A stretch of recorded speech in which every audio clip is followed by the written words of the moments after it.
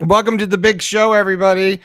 Rob, this is I calculated our eighth hour and 47 minutes of podcasting this week. Oh, Welcome to the wine. It's fun. Rob loves it. Got third day of vacation and working. How's that? All right. I don't know. There's something wrong with your feed. I'm not sure if you're coming in directly clear because we can't seem to hear you about the vacation stuff. Rob, I guess Buddy's in Witness Protection Agency in the Cedar Closet. He's going to be giving me, he's giving coordinates to the secret meeting for the Illuminati. That's what Buddy is doing. I just want to tell you, he runs the entire Illuminati, Buddy Mark. It's the truth. Have the spoon feed some people, but I'm okay. I'm good. Let's go see Allie. She's here. Well, we're going to go talk to our show, Buddy. What's going to happen? We got Allie Peak Wilbur in the orange and blue room, Ben Troop, Franz Beard, Rob Browne, you, me, everybody else. It's going to be exciting. Anything else? It's a happy 4th of July. It's a happy 4th. Yes. It's a good times for great oldies. We'll be back right after these words. Or Buddy Mark, call him up and tell him what you're thinking, but be kind because he's doing the best he can. Better, stronger, faster. Mama says that alligators are ornery because they got all them teeth but no toothbrush. Hey, what if the voice calls while you're gone? Take a message. Bye. You ready, champ? I'm ready for this my whole life. I'm incapable of small talk. But that's why you love me, right? Kind of intimidating to be in the presence of so many great athletes.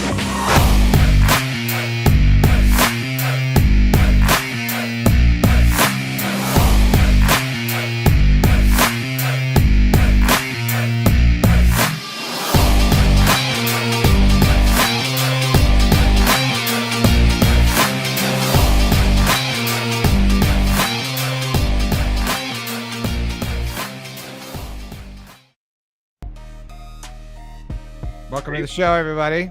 Hello, Allie. How are you? I'm good. How are you? Happy 4th of July Eve, guys. Is that a thing? Same to you. I don't know. I don't know if it's. I feel like it is. I feel like if you have a bunch of fireworks in your house with kids, it kind of is. If you can see the couch behind me, it is filled with the things that my pyromaniac husband's going to blow up tomorrow. Yeah, I have a few. I'm about 200 deep on it. It's cool. I have a problem. Welcome to the show. Buddy is in on location on vacation. I'm out here. Right over there is Tennessee. You can't see it from here. I'm up here and just about as far as you can get in North Carolina, where you just look across the line right down there. I think it's called the Browne demarcation, where you can actually, in the valley, where you can actually walk, step on one side, be in North Carolina, the other side in Tennessee. So I can see Dolly Parton from Pigeon Forge almost from right here. You know how Sarah Palin said she can see her. You can see Alaska from her front steps, right? Well, I can see Dolly Parton out my back porch. How about that? Huh? It's beautiful. Pretty cool. That is pretty. Where is Dolly Parton's park? What is the Pigeon the Forge? park? Rob knows he's been there. Dollywood. Dollywood. Damn yeah, right. Where is Dollywood? Sevierville. It's actually not in. Well, it's just outside of Sevierville. But yeah, it's right over there. It's right over there. Yeah, the Chlorifies, yes. So we're kind of here. I'd love to be if North Carolina played Tennessee. I'd love to have my feet planted on both sides of that line. You know, I'd probably do. Yes. Well, Buddy is. We had this issue with him last night. He told me it was going to probably happen. So, but nonetheless, we'll endure with him as he deals with being off in the woods somewhere. I'm still not sure where he is. There was a picture of it. It is beautiful. We'll let him come back. Buddy, are you there? Drops out here. Yeah. It drops out down there. Just like you know, you're on the Elon Musk internet, so you know it's tough. Allie, let's see. I want to put Allie over here. There we go. Allie, so it has been, you know, I don't know, you know Rob, Allie. Do you know Rob? Yep. Have you guys met? Yeah. Okay. So Rob and I, I'm on producing Rob's show in the morning. And then, you know, we're doing all of SEC stuff. So we've been doing, you know, less at night with Dad and Gators, but more with SEC, which has been sort of a fun little not distraction, but interesting to check in with all the other schools. We talked to a lot of writers and stuff around the league.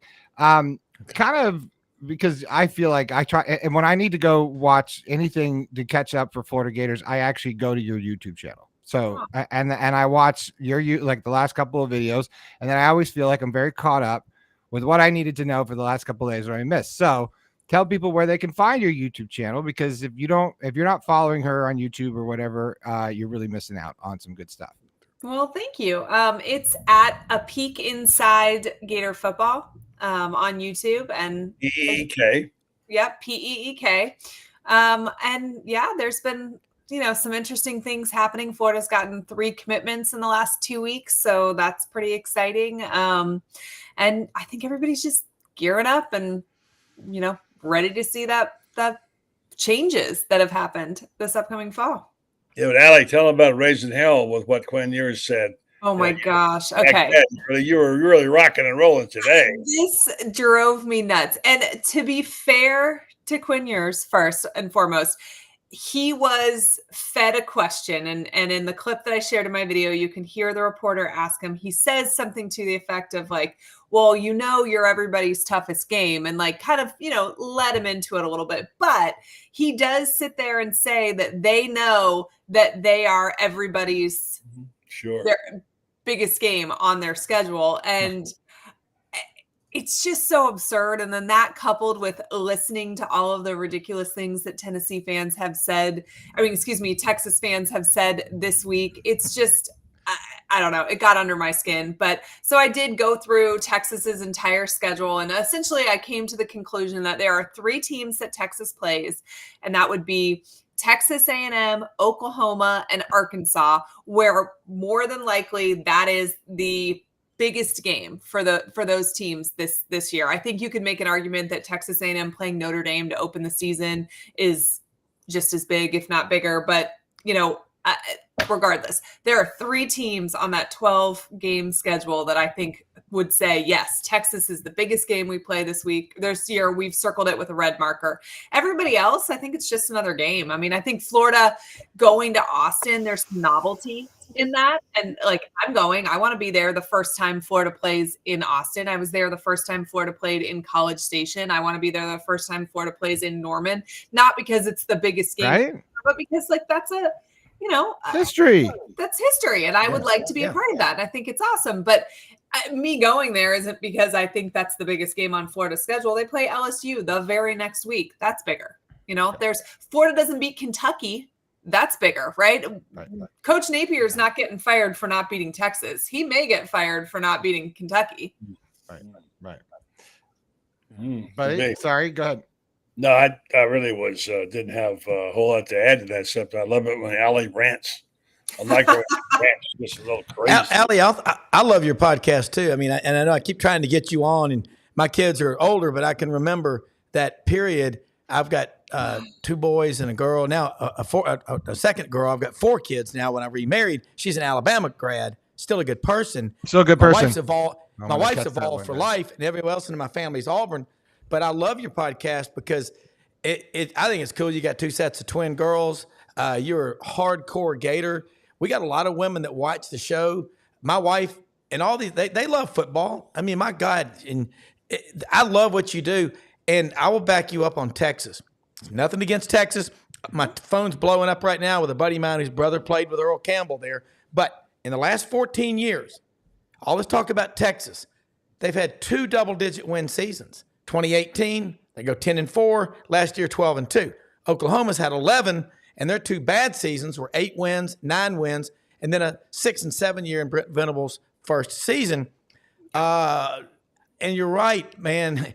My deal is, hey, when we get out to Dallas, Brendan and I are going to bunk together because we're going to have a blast. We're going to be producing the shows and stuff there. And if we can help you in any way, we will. Planes, and automobiles. The over and under on the number of hook 'em horns that they shove in our face, I've got the number at 1.2 million right now. Oh, I am sure. It's going to be crazy. it is, I'm sure it's going to be an experience. When College Station, that first game, the amount of people, like, it is literally like going to Pleasantville to, hey, welcome to Aggie Land. And the amount of people that asked me how they compared to other places in the SEC. And I just kept saying, have you been to Baton Rouge? Go. And then ask me this question. But I mean, I think they're in for a little bit of a rude awakening. And listen, I have great respect for the Texas athletic program as a whole. I think that they are a great addition to the SEC. If the SEC is going to expand, I think adding Texas makes total sense from a lot of different angles. But to beat your chest, you're coming into a conference where there are 5 schools that have won a national championship since the last time Texas won one. And 4 of those 5 have won at least 2 since then. I mean, there's nothing that they're bringing to the table that the SEC is in awe of. They're bringing them because they're a good match and they will fit in and they are competitive across many different sports. And all of that is awesome. And that's why they fit in there. But they're not coming because we're like, oh, we're just this conference that needs some competition. And we need somebody to come in and lead us. Like, no, come on.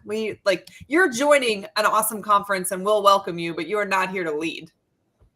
Yeah, I Texas, a lot of respect for them. Like you say, Oklahoma's got the bigger brand. I mean, it's a state of 5 million people versus 30, but Oklahoma pride is off the charts. What Oklahoma has done the past 20 years is more impressive. Yeah. No, Allie's got to go here pretty quick. And yeah, I was just about to say that. Yeah, I just want to say to Allie, I know Eric's going to blow up a bunch of crap tomorrow. What is your favorite fireworks? What is the thing? My favorite fireworks. Okay, that's a great question. I mean, I'm not a huge fan of like the massively loud ones. I like the sparkly ones. Give me the big bang ones. I understand that. Yes, that's good. I like sparkly too, but Eric doesn't like the sparkly ones. He likes the big boomers. All the big boomers. We have an embarrassing amount of fireworks that are going to be going off. Yes. Tomorrow. Yes, I love it. What do you got planned tomorrow? You got a big barbecue tomorrow? We're having a barbecue at our house, and a bunch of our neighbors are coming over, and so it should be really fun.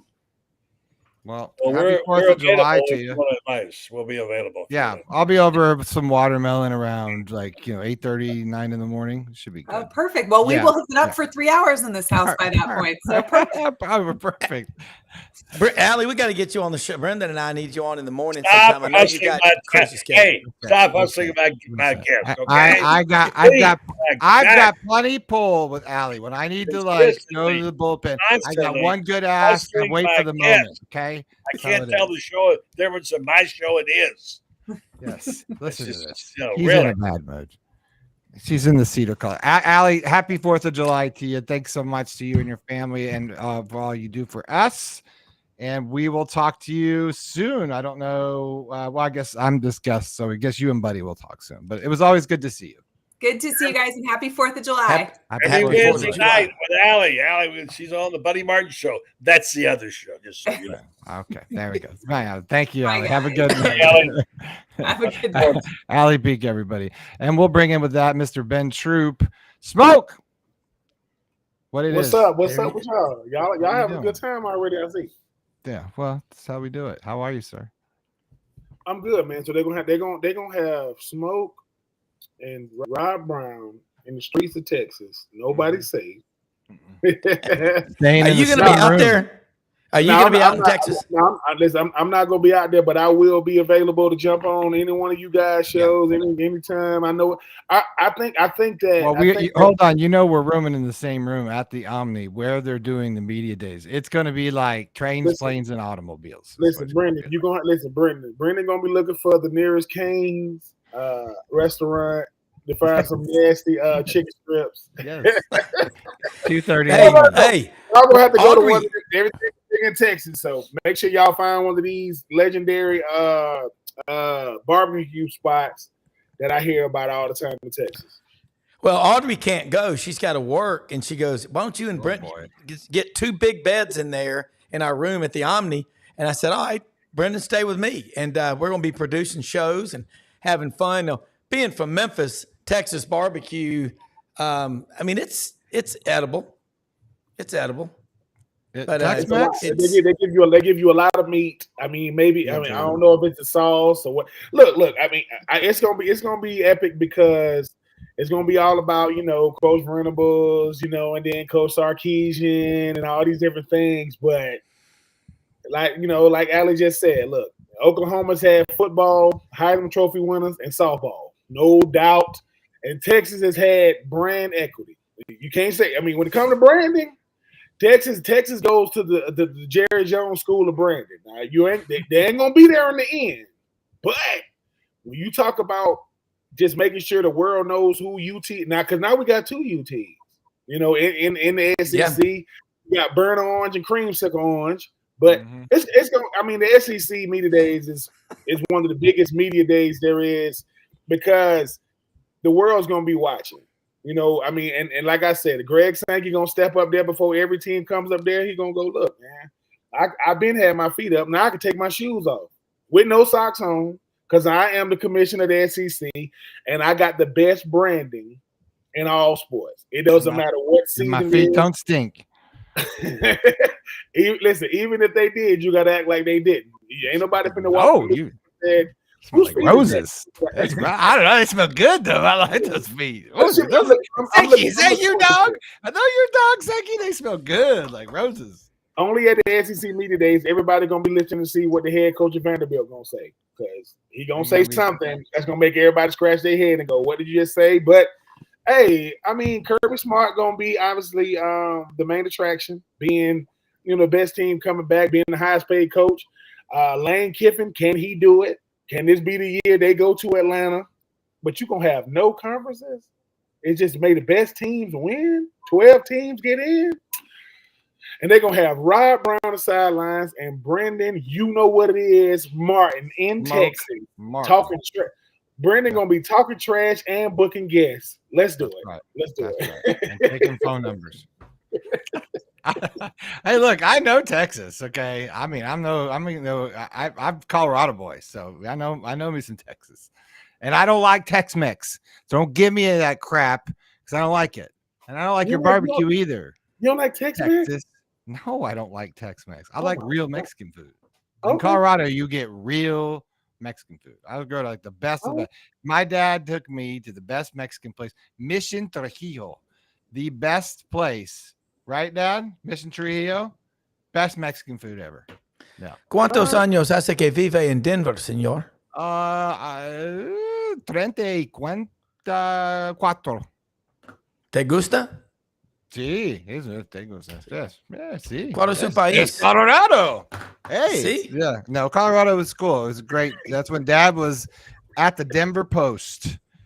Sports editor of the Dad was your official title? The sports editor of and lead columnist, managing editor and columnist for the Denver Post with Woody Page and Woody on the night. Yeah, Woody was the other columnist. Rick Riley.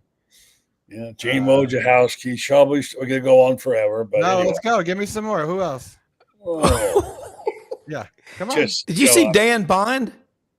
No, He's telling you, don't, for God's sakes, go to Cane's Chicken Fingers when you're in Texas. Have some dignity. Brendan, I'm going to take you to some cool. Yeah. Oakley, our intern on the trip, Oakley's going to be with us. He's going to take us to some cool, we're going to take Oakley to some cool places that he knows in Dallas. That Deep Ellum section in Dallas is pretty cool.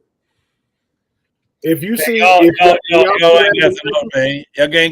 on me. I'm gonna be in Savannah, Georgia, Friday night with number 84. Okay, that's gonna be that is going to be the out. And gonna be with your grandson. Yeah. And we're going to paint the town. So if you get a message we're in jail, come by the That is a reserved man. Listen, that is a very, very strong possibility. I am willing to break my jail streak. If I got to go to jail with a buddy Mart, I'm gonna be in that same list. Right? What we got to do? If you guys go to jail, I'm gonna go to jail, and we're gonna do a podcast from jail. That would be the only way to do that. Yeah. Ben, where are you going to take Buddy out? What's the best seafood? I like that Miss Wilkes place in Savannah, but what's a great seafood place? That's where Franz keeps trying to get me there. We ain't going. Yeah, you go get some low country stew, Ben. What do you like We're seafood wise? gonna be somewhere on River Street because you can't go wrong on River Street. It's got people.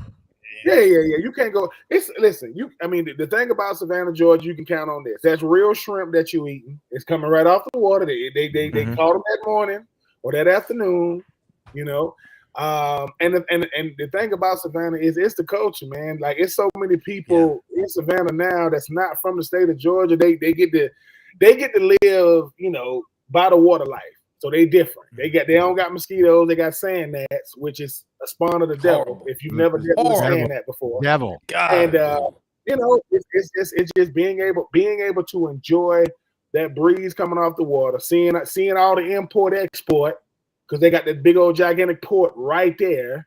You get everything, and once again, you got what is it, a wet willies or whatever down there. People be getting a different kind of toe up drunk. They get toe up drunk. I'm talking, and try to walk up that cobblestone, trying to walk on cobblestone, or that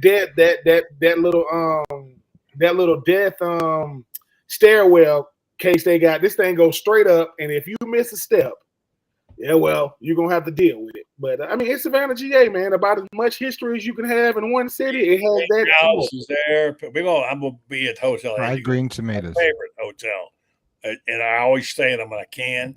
Stay in Tallahassee, stay in Panama City. If you haven't done it, Hotel Indigo is the place to go. That's where we will be that night. Me and the missus. And Ben's coming to the bar. He's gonna buy the house. He'll say, "Everybody's on me. I'm Ben's in town." Right. I'm gonna say, look, listen. Give everybody in here what I'm drinking, but Buddy Martin get what he wants. And people gonna say, "So you drinking water?" That's right. And I'm gonna keep it coming all night. Wood float. You can drink it straight. You can drink it on the rocks. I said, my name is Ben Troop, not Vince Young. I will not be buying out this bar tonight. I don't know y'all. Y'all don't know me. But make sure you tune in the sidelines, right? Make sure you tune in. That's right. That's rehearsed. It's gonna be fun. Yeah, it's gonna be fun. Yeah. Buddy, how long are we keeping you tonight? I know you said you do only a couple more minutes. I want to thank our sponsors tonight. We sometimes forget who pays the bills. And Melvin Long. By the way, I heard my phone rang this morning up here on the mountaintop, and it was Jeffrey Melton checking in, getting ready to go away for a month in Europe. He says, "But I'll be available by my phone. Call me. We got a project we're working on." So I'm going to break a little news here tonight. I'll write about it later this week. Another Spurrier Gridiron Grill type place with a famous women's basketball coach. All right? Think about it. Could be in the works. All right? Not here, but another place. It better not be what I think it's going to be, and it better not be who I think it is, because that's going to be some epic stuff. Well, it's going to be the person who's won the national championships. That's what I'm saying. It just happens that, man, Coach Spurrier he ain't lucky. He prepared. This dude, he know what he's doing. If it's going to be in a certain spot, which I think I know it is, I'm not going to break any news, but if it is who I think it is, where I think it is, that's going to be epic. We'll let you know in the column this weekend. I see Franz is here, and we'll tell you where it stands at this point in time. So remember this. Yeah. When Spurrier was in South Carolina, he had that year he won 10 games 3 years in a row. 11 games, yeah. He actually won double-digit games 3 years in a row. Sorry, you're right. So he had a trick play at the end of his spring game every year. He sneaked somebody off the bench onto the field that wasn't on the team and threw him a pass. I'm just going to say that one of the ones he sent off there was named Dawn Staley. All right. The pass was thrown and she caught it. She was wide open and she got back and said, "Throw me the damn ball. Get the ball to me quicker, will you?" Anyway, so they have a close relationship. That's all I'm going to say about that right there. So anyway, I just want to say before I get out of here, I enjoyed meeting some Gator fans up here right here in this town.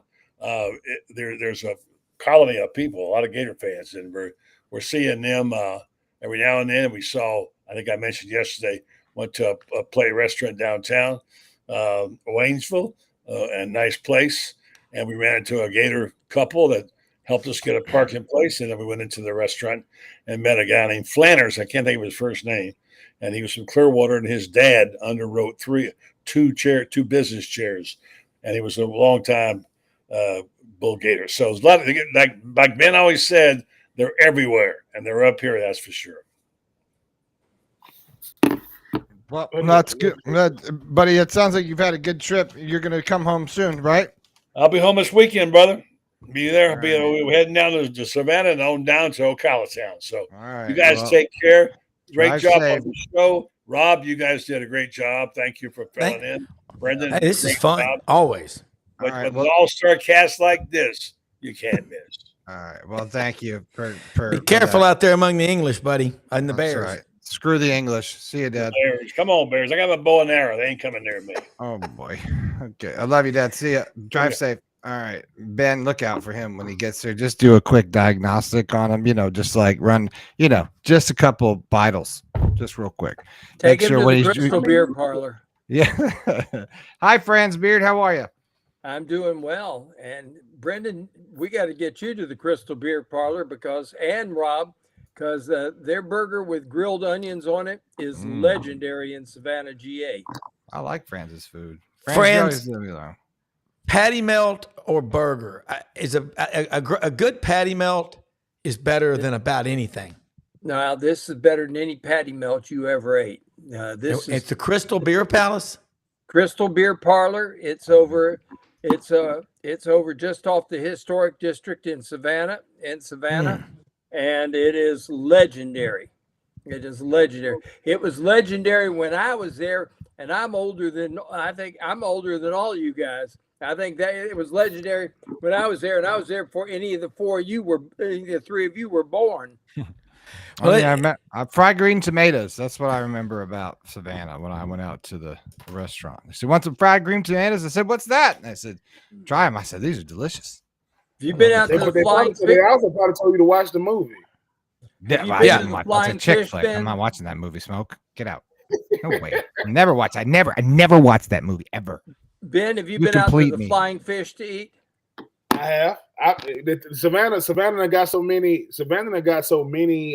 River Street obviously has made Savannah like so much more like, I guess, like cultural when you talk about all these different places to eat. And the thing about it is with Savannah, it ain't Atlanta by no means, but it's just it's so many breweries down there now. Oh yeah, that's fun. Like people, but the food, just walk. The best restaurants are ones you don't plan. You just walk in them, say what y'all serve. They got a lady down there that it used to be an old Greyhound bus station. Her mom and dad got married across the street from it. She bought the place. Now she does like a 7-course meal there. I mean, she learned cuisine from like overseas and obviously from her grandmother. I ain't had a chance to go there yet. I said, listen. I said, I'll probably try to go. I ain't never had 7-course meal before. That's gonna be different for me. I don't know what fork to use. I can't do that. I know. Mrs. Wilkes boarding house. Oh heavens! Mrs. Wilkes boarding house.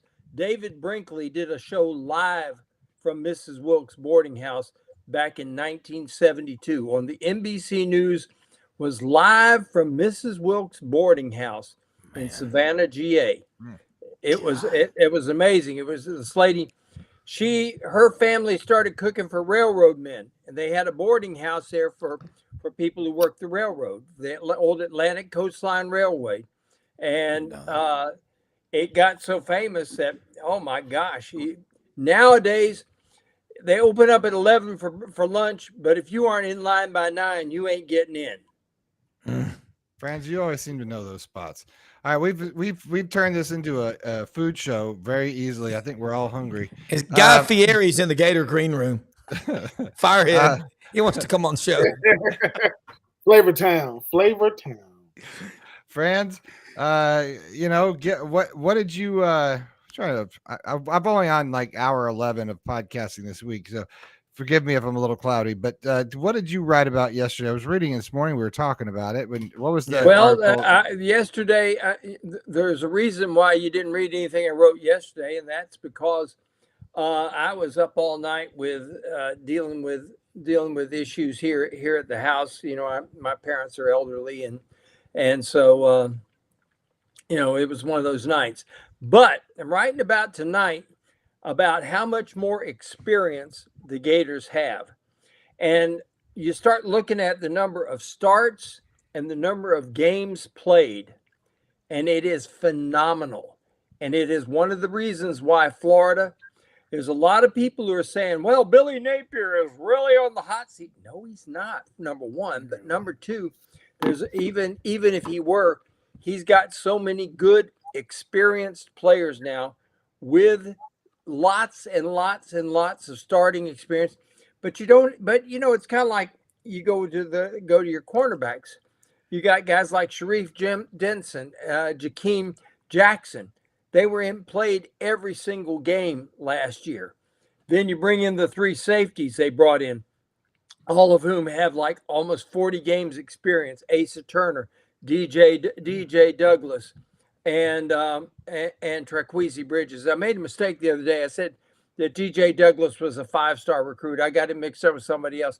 He walked on at Alabama, played, and they had plans for him, but he moved on to Tulane and had a great career there at Tulane. But he's an absolute stud safety. I promise you, the safeties at Florida are going to be so much better this year. But all up and down, the number of players with experience, game experience, is just absolutely phenomenal, and it's gonna make a real difference this year. Let me just give you an example. Your tackles, you got Brandon Crenshaw-Dixon, 35 starts in 38 games. Austin Barber, 13 starts, 24 games. Cameron Waits, 3 starts, 24 games. Devin Manuel, 4 starts, 10 games. Kristen Williams, 5 games. Guards, Riley Simon, 16 games. Damian George, 14 starts, 27 games. Najee Harris, 1 start, 12 games. I think that Brandon Crenshaw-Dixon is going to move down to guard, and I think Austin Barber will be the right tackle. And it goes on and on and on. Running backs, Montrell Johnson, 20 starts. Cam Carroll, 25 starts. Tight ends, Caleb Rios, transferring from Air Force, 20 starts, 34 games. Keon Zipper, 6 starts, 39 games. And it's on and on and on like this, guys. And it's not necessarily about the number of career starts. And everybody tends to think that, it can be it's always about the career starts. But a lot of it is, did you get the game experience? Did you get the minutes in? It's kind of like in basketball. A lot of guys log starters minutes, but they never start. And you get guys with experience, and there's no substitute for it, no question about it. But Florida's got more experienced people than they've ever had. Let me just run down the defensive linemen for you. Joey Slackman, 20 starts in 29 games. Desmond Watson, 10 starts, 28 games. Cam Jackson, 24 starts, 45 games. Caleb Banks, 11 starts, 18 games. Jamari Lyons, 1 start, 15 games. Kelby Collins, 12 games. Hey, does that sound like an inexperienced team to you guys? Yeah, no, and that's what we've been trying to say. And Loren's in here now, and Brendan had to step out a second, but that's the stuff that I look at. It's the thing. How many guys have played in 20 games? How many have played in 30 games? It's the experience level. And so, I mean, when you start looking at the numbers on Florida, again, this isn't a Florida pep rally, but you can't say don't get logo fever is all I'm saying. That's everybody's looking at the schedule. Just play Miami first. You beat Miami, that whole locker room atmosphere changes. And I don't think, I think this getting rid of coaches, look at Tennessee did. After Phil Fulmer, they went 14 years before they had a double-digit win season and lost to Alabama every year until then. They got him a guy. I think he's good, but, Texas, we're hearing about Texas. Can they do the grind? I mean, now they're going to play teams like Oklahoma every Saturday. Welcome to the SEC. It is a little bit different when you come to this league. And, and this is one of the things that guys like Brent Venables was talking about. He said, look, he said, we started preparing for the SEC the day I got here. Yeah. And he's even admitted to people that he got rid of a lot of guys that could have played in the Big 12, that he said, I got to make room for guys that can play in the Southeastern Conference. It's a different level, because you don't get somebody like in an atmosphere like you get it at Neyland Stadium or at the Swamp or at Georgia. You don't get that in that league. The only two teams in that league that had big stadiums were Texas and Oklahoma, and they're gone. Most everybody else had stadiums that were about 50, 55,000. Nice little stadiums, but little places, and they don't have the same atmosphere. That's been true about how loud it gets at Neyland Stadium. Yeah, it's crazy. It's wild, and I think the thing too, even with everything you were saying, Franz, about the experience is, look, man, these guys done went through some heartbreaking seasons, some heartbreaking losses. Having experience mean, I know Loren was there for it. You make that play that you did, like that one play that you need. You got guys that can make it. That, you go back to Mizzou. The fact that they went for it on fourth down, the fact that they went for it was a shocker. The fact that they got it was a head scratcher. That doesn't happen when you got us in the back. Regardless of where he's coming from, he's like, man, I'm not giving. There are certain things in football you say, ain't no way that's going to happen. There are things that have happened in Florida the last 2 or 3 years that make you scratch your head, because it wouldn't happen to nobody else. What happened the first game of the year 2 years ago, when we playing Utah, first game last year, would happen to nobody. If I'm a safety, and Loren knows this, I was saying, listen, first play of the game, I'm not even going to be in the screen. I'm going to be that far back. You're not throwing this ball over my head. And I just think that now these guys understand, whether you just got here with experience, whether you've been here with experience, it's like you start saying, look, man, I can deal with losing. I can deal with it, but I can't deal with the manner in which we've lost. Because people say, oh, you 7 plays away, 6 plays away. Yeah, but that's the difference in, double-digit win seasons or double-digit losses or not making bowl games. So I do like the experience that you had. And like I said, it all starts and ends with Graham Mertz. When you got a quarterback that understands, 20-2, let me tell you something. And I'm going to say this. If Anthony Richardson has 20 touchdowns and 2 picks and he wins 8 games, he goes number 1. He will go number 1 in the draft because he won 6 games and went 4. So when people go, you're crazy, Ben. No, I am not. This boy won 6 games. Yes, he is 6'4", look like a Greek guy. If he would have won 8 games, 20 touchdowns and 2 picks, whenever that's a bad season, I'm doing the wrong. I'm in the wrong business.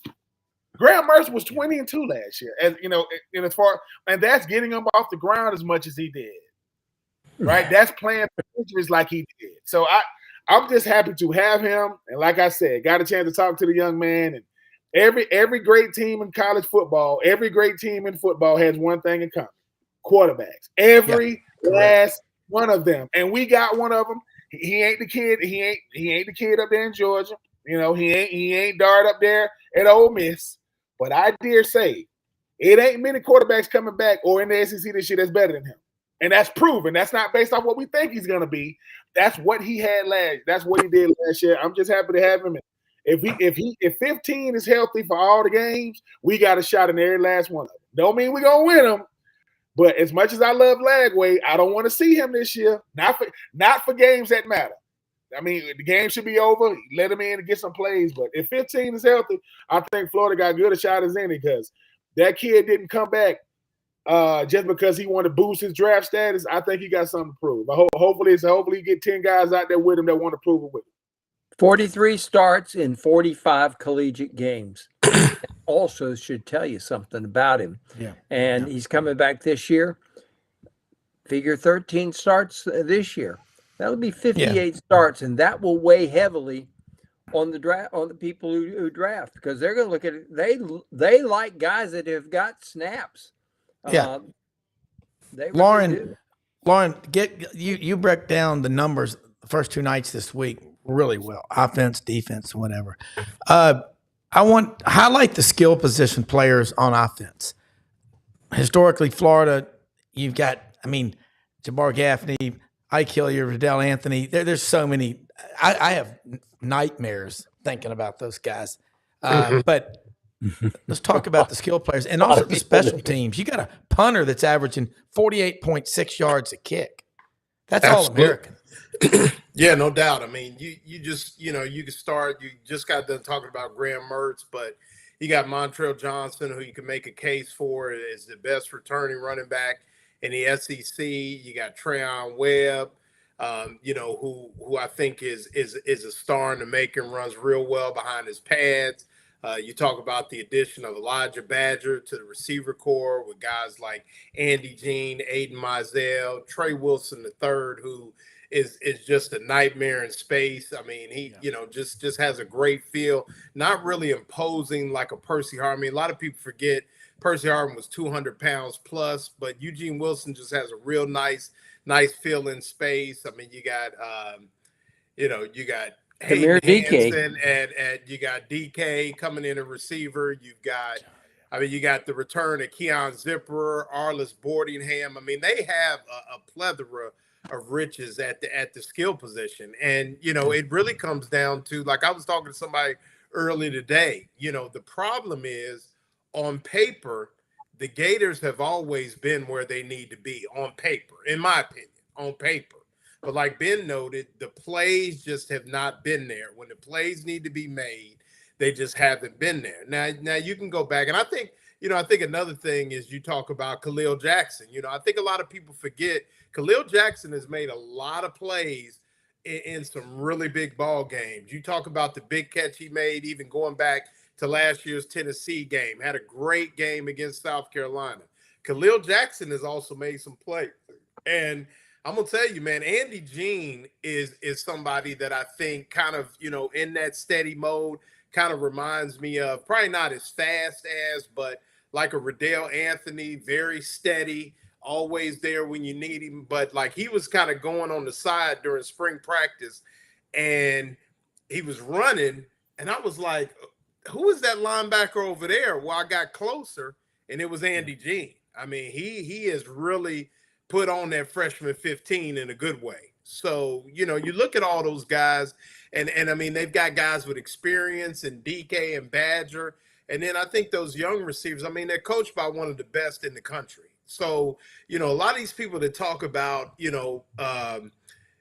Florida's receivers, well, they just had one go in the first round, that's one thing. But if you look at the track record of the man coaching them, how could you ever question Florida's receivers? As long as Billy Gonzalez has been in that receiver room, the receivers at Florida have never been deficient. So I don't know why all of a sudden, the scheme is different. It is not Steve Spurrier. It is not Urban Meyer. It's not even Dan Mullen. But the way they move the ball through the air works for them. And I think a lot of people need to sit down and understand what they're trying to do offensively up front is, with the zone game, you just kind of got to get in front of people, move people. And it's 4, it's 4, it's 4, it's 17, it's 12, it's 50.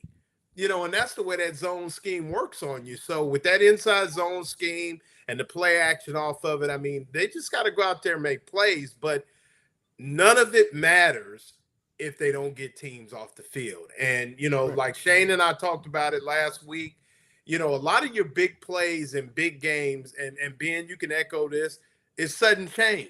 It's right after a turnover. That's when you go for the jug. You don't line up on first down on your own 30 and chuck one. It just doesn't work. The law of averages doesn't work that way. But if you look at the way they are constructed offensively, they have everything that they want to do. They have all the pieces that they need.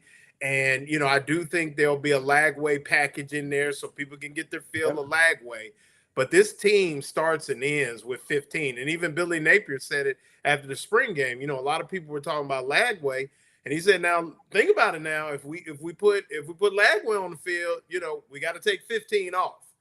And that's not always, I mean, I'm sure they'll make it work, but I think a lot of people, really discount the fact of like Ben said, how good a QB Graham Mertz is. Well, here's something you just touched on it, that you get a guy that has, first off, has the confidence of everybody on that team. And this is a guy that truly has the confidence of every single person, and I dare say every single coach too. And that's where quarterbacking starts. It starts with confidence. You can, there was a guy named Joe Kapp once, and Joe Kapp threw wounded ducks, but he got the Minnesota Vikings to the Super Bowl because everybody believed in him. I mean, he was one of the worst when it comes to skills at quarterback, one of the worst I can ever remember in the National Football League. But look what he did. He took his team to the Super Bowl. And you get guys like that who may not have the greatest skill set in the world. Lenny Dawson won a Super Bowl with the Kansas City Chiefs. Not tremendously talented, but had his people believed in him, and he got the ball where it was supposed to be, when it was supposed to be there. You get guys like that, and you can win with guys. If you got a competent guy, he doesn't have to be a star, but he just has to know where to go with it and when to get it there. It's amazing how that confidence factor, I think, works. I mean, Ben, you were there when Chris Leak got his first start there in Baton Rouge. Y'all go to Baton Rouge, Louisiana, and you're playing the team that's going to end up winning the national championship. But y'all had seen the week before at Kentucky what he could do. So when he started, I would say there was a groundswell of confidence in that young man. Y'all believed in him. It only took that one game for y'all to believe in him. Yes, sir. I mean, I think that's what football is, though, right? I think the thing about Graham Mertz is he's earned every ounce of respect from everybody, that walked through them doors of Florida. Because no doubt about it, we thought that 2023 was going to be how can we make up for what Graham Mertz is going to lack. He was not the problem. I'm not even from game one. And you look at what he was able to do. The greatest thing about Graham Mertz to me is he doesn't complain about stuff. He don't make little jabs at the OC, or he don't make little jabs at the O-line. He goes, look, man, I'm at Florida, man. I can deal with it. And I think that's the thing when you go to a place like Florida, you ain't getting no sympathy. You ain't getting no empathy. You ain't getting none of them D words. None of them. You got to go out there and you got to earn it, because if 15 is healthy, he's one of the best players at his position in the country, period, proven. And when Chris Leak starts at LSU, everybody on that team was going to protect him. The defense going to protect him. I'm going to protect him. Rand Carthon and Cedric Faison and Max Starks and Shannon Snell and Mike DeGore. And guess what? Defense played out of their mind by McCray and Keywan, and our running backs went crazy. We won an ugly game up there in Baton Rouge, but we got the dub, and we went on a 5-game winning streak. It was LSU on the road, Arkansas on the road, South Carolina on the road, Georgia and Jacksonville, Vanderbilt at home. We went into Baton Rouge 3-3. The next 5 games we was 8-3. So it's like for Graham, I want it for him and the team, because Graham Mertz to me said the same thing Ricky Pearsall said. Ricky Pearsall said, I'm coming back to Florida because I want them to talk about me as being one of the great receivers came through Florida. Not that I played here. That for me, Graham Mertz want the same. You don't think Graham Mertz saw what Kyle Trask did and said, I want some of that? Doesn't mean I got to be a Heisman Trophy finalist, even though I think it was a lot of bias when it comes to Kyle Trask, where he ended up, being ranked in the, at the end. But I think for Graham Mertz, he's saying, look, remember when I was coming out and Dabo Swinney and Kirby Smart and the Nick Sabans of the world, they recruited me. They wanted me to come to their school. I just chose not to come. But now that I'm here, I'm pretty good. I can do this. And like I say, a year under his belt with a bunch of young, hungry receivers, a proven running game, and a complimentary defense, Florida can be dangerous because when nobody expects you to do nothing, go out there and play. But what happens when you gain a little momentum? I think that's what I see them doing. And here's the thing is, and I'm like you, Rob. I think we got to stop. When I say stop logo watching, it's and Rob, you hear it, I'm sure, every day on your show how tough the SEC is, and how your listeners want to tell everybody the SEC is the best league in the country. Okay, that's fine. I agree with that. But then you don't get to complain about the schedule. That's right. If you want to brag about playing the best, and you got the toughest schedule in the country, then you playing the best, and that's the way it goes. So I think this excuse of the schedule, you gotta, it's the same. It's been the same schedule for everybody since since the SEC has been the best league in the country for years, 30 plus years. It's the schedule for everybody. The coach has got to stop it. Is what I'm just saying. But bottom line, junk in your head, junk out. Positive in your mind, positive out. And the schedule, you're right. It's like somebody complaining when they join the Marine Corps that Paris Island's too hot and too tough. Tough shit. You knew what you were getting into. Right. And that's part of the deal. And somebody's asking, I love the people, these Gators. I mean, these guys, we're 59 days. Let's do the Gazendas here. That's 1,416 hours away. When the clock strikes midnight, we're 1,392 hours away, or 58 days away. But the thing that gets me is, if anybody's counting, but Franz, I'll throw it to you. When people start it's logo fever. You just get overwhelmed. God bless, you've got a 12-chapter book. Read the first chapter. It's called The Miami Hurricanes. And as far as, I know a lot about Florida, but y'all have all forgotten more than I know. But I know this. You all are going to go crazy in the build-up because Miami's coming in with their best roster in a long time. And we talked about it on the show this morning. Jake Wimberly put out some great stats. Brendan, he said, I think for all the hype about Mario Cristobal, he's got a 500 career record. Now, he was recruiter of the year twice in his 4 years at Alabama, but how could you not recruit to Alabama when Nick Saban was there? I could have been recruiter of the year at Alabama. I could have been. Here's a stat at you. Since you started talking about logo fever, let me throw this at you guys. And I got four listeners.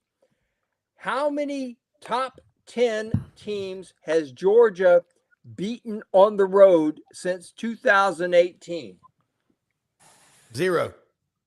Rob's got it right. The last time they won a top game against a top 10 team on the road was 2017. And that was the same season that Auburn beat Georgia 40-17. When they were number one. Yeah. When they were number one. I was there.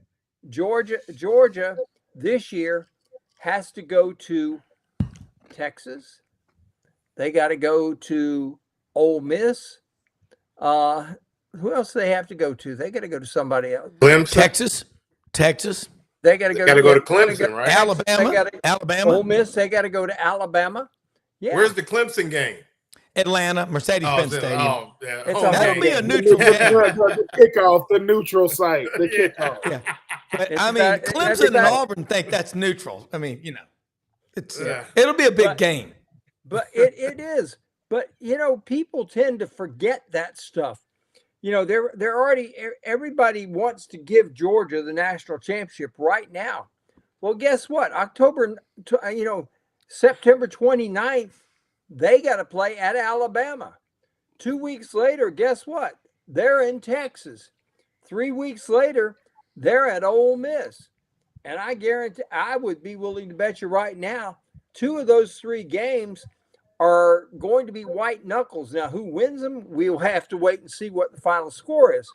But guess what? I think the 2 of those 3 games will be white knuckles. And Georgia has ducked and dodged. They haven't been on the road to play anybody. How many top 10 teams have been in the SEC since 2017? A whole bunch of them. But how many of Georgia played? They went to Alabama once, and that was in 2020, the COVID year. And I don't want to hear it from Georgia fans, just like I don't want to hear it from Florida fans. Knuckle up, buckle up, and play ball. Play your schedule. Yeah. That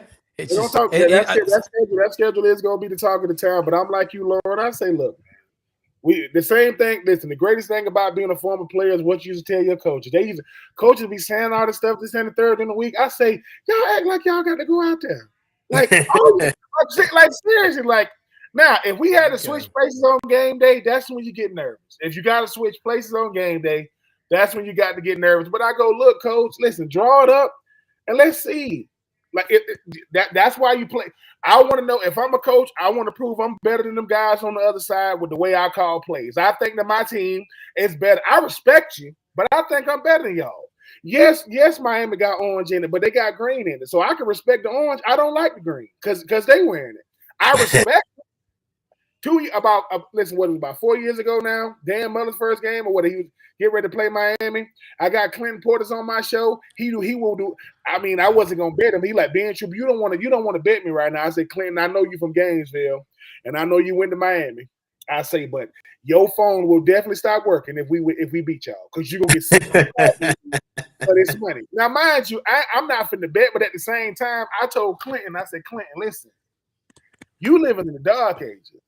You got, yes, I got orange and blue glasses on. You got orange and green glasses on. This ain't the Miami that you went to. It's the you. I respect it. I say, but listen, I go, I don't think you've been watching the tape as of late. But guess what? Once again, my number, a bunch of Miami Hurricanes got my number. They're gonna be calling me as it get close to the game day. I said, listen, I know that Michael Irvin, he finna drink 12 Red Bulls and he finna go crazy. He's gonna be going out there yelling and screaming with his shirt on. That's fine. But guess what? They can't help y'all. That's what I said, Clint, listen to me. Y'all gonna have Warren Sapp, and Ray Lewis and Ed Reed, and guess what? Y'all ain't running out there. So I'm looking forward to it only because nobody wants to see us win more than us on this show. But at the same time, I'm like you, Loren. Man, listen, what you gonna say when we win with this schedule? See, then they don't know what to say. Oh well, keep the same energy. This is the hardest schedule you ever seen. And I go, no, this is just the current one. This just the current schedule. It's 2024. I get it, but everything is cool as long as everything go according to plan, right? But what about? Are they going? Go ahead. Are they going with the what's going to happen, Loren, if them boys start getting a little momentum? Hey man, you watching Florida? No. Keep watching. You know what I'm saying? Is Miami gonna wear those uniforms that's made with recycled trash? Did y'all see? Listen. Let me tell you something. Made with recycled trash from the sea or something like that. Miami wear all black like they the Ravens. They can't wait to wear all black. They ain't the same team. But no, at the end of the day, I respect Miami, UCF, USF, Florida. I respect them all. But they know one thing. You do not want to let Florida catch fire. They know it. They don't got to say it out loud. Because I got friends that went to Florida State. And I said, man, y'all thought y'all was a huge brand. And 2023 showed y'all. Not only do the SEC not want y'all, and the ACC say y'all can leave if you want to leave, y'all lost one game and was on the outside looking in. My goodness. How the mighty have the producer of the year, Brendan Martin, right there. Hey, unbelievable. He pulls this stuff up every morning too. It's great. Here's the real question of the night. God, what is Ohio Northern going to do when Mount Union comes to town September 26th? Hang on for dear life. Unfortunately, the Purple Raiders are tough. The Purple Raiders are tough. I will say this about the Purple Raiders, though. They know who Loren Meadows is. We didn't win, but they know who Loren Meadows is. I can leave it at that. I used to go to work on Mount Union. Hey, let me throw this at y'all. I mean, you think about in the state of Florida, we've all grown up with that Miami rivalry and Florida State. Those are intense rivalries. There's a lot of hatred between Miami and Florida. And I think about some great guys from Gainesville. Lamar Thomas, PK Young, played wide receiver at Miami. Buchholz, okay. Buchholz, okay. But I'm just looking at that game, and I think the Florida crowd, there's going to be 90,000 in the swamp, and you'll have 40 or 50,000 people tailgating outside the swamp. Miami, they've got this roster. What do y'all, Cam Ward coming down from Washington State. Last year, Ben, we talked about it in Franz on the show all the time. The quarterbacks in the Pac-12. But, we heard about De'Aaron King. He was going to be the savior. I'm not buying the Miami hype. And again, I'm not buying it because in the ACC, if they're so good and that league is supposed to be, quote, down, why haven't they dominated? So that's my question. Or show signs that they're dominating or going to be doing it soon. That's why this game for y'all, August 31st, I think it's bigger. It's definitely bigger than Notre Dame A&M. And you think Notre Dame's going to kick the Aggies' butts. Count on it. Well, I'm not saying, I don't know, but I'm saying Miami, Florida is bigger because the fortunes of both schools are hinging. Because you get off to a great start there. If you don't, it's like dropping the baton in the 4x400 relay. Florida, making some cookies for me. I remember, Brendan. Sorry, Brendan. Thank you, Brendan. You remember this, Brendan? 2008, Miami comes to town to start the season against the Gators, and oh my gosh, biggest bunch of trash talking, whiny. It was bad. Whiny, arrogant. I was just thinking about that, Franz. It was really just the worst fan base that's come into the swamp that I can remember. It was fights everywhere. These people are so bad, they make the Aggies look like somebody you'd like to take out to dinner. Well, the Aggies have about the nicest, classiest fans. I mean, you go to College Station. Yeah, I can echo that. I think they're too nice. It's like, welcome here. I mean, you got to have a little bit of like, get off of my lawn. But the ones that you don't like come to the road games. Okay, that's the problem. Well, yeah. Okay. Now, the Mormons were pretty nice too. They Brendan. make Tennessee fans look nice. Hey, I heard that at the end of the third quarter, worst you play a game in Provo, seafood Utah. Ever. At the end of the third quarter, if you play at BYU, they give out ice cream and cookies to the opposing team's fans. That's too nice. Yeah. I mean, that's way too nice. And free mountain bike rides in a white shirt with a clip-on tie. Short sleeve. And you can't buy a Coca-Cola in the whole damn fired. Woo! You cannot buy a Coca-Cola in the whole damn stadium. Well, that's okay for me. But you can't buy a Coke. Yeah. Look, we can break down religion another day, folks, but not that we were talking about that stuff by any means. Talking about ice cream. Gentlemen, anybody got any good? What's everyone doing for the 4th of July? Loren, start with you. I am going to the self-proclaimed, I better not say that too loud, the largest, the best small town fireworks in the country, Alachua, Florida. I've been to that. And with my boy Nat Blaylock. So I'll be spending the 4th with the Blaylock family. They always have us up. Nat has a nice house that overlooks the hill. Oh, no way! They actually shoot the fireworks from. Thanks for the invite, Nat. I'm good. No, I'm fine. I'm sure that's an open invite, but that's the and plan. if it gets too dark, Dayglow will just smile and the whole place will light up. That's perfect. Yeah. What about you, Smoke? What you got? I will be at I'm gonna take the fam up to my cousin's house. He just had surgery on his rotator cuff, so he's been missing in action. So ain't nobody came to see him. So I said, look, man, listen, he said, hey, cuz, I want you to come up here and shoot some fireworks. I said, listen, man, my hands got to look like this forever. I can't be walking away looking like JPP. I'm not doing that. I'm just saying. I mean, my family members, but I'm gonna be enjoying it. I think that he lives in one of those neighborhoods where like it'll be like a fireworks competition. Like every house be trying to see who can out. So If you hear of a little small town right outside of Atlanta, Dallas, Georgia, if you hear some fireworks injuries, that won't be me. I will not make the. We had a punter from Dallas, Georgia. Hey, I'm trying. Chaz Henry won Chaz Henry, the punter of the year from Dallas, Georgia.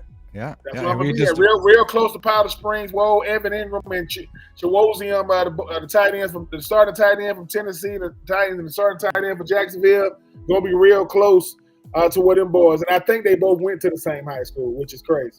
Wow. Well, you be careful now. Come 10 fingers, 10 toes, all that stuff. ERs say it's one of the worst nights of the year. Listen, if one of my hands got blew up with a firework, I'm going to be the greatest liar in history. You'll never know that it was from a firework. No, I made it this long, so I should be good. Just run away. Just run away. Irish could buy that. You be good, Ben.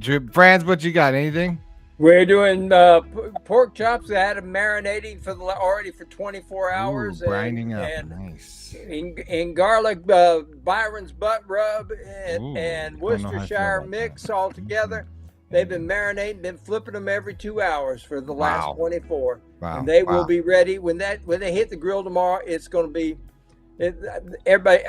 All the neighbors are going to be over there, but want to come over there. But my neighbor's dog is the one. My neighbor's dog will be sitting there begging me, and it's kind of hard.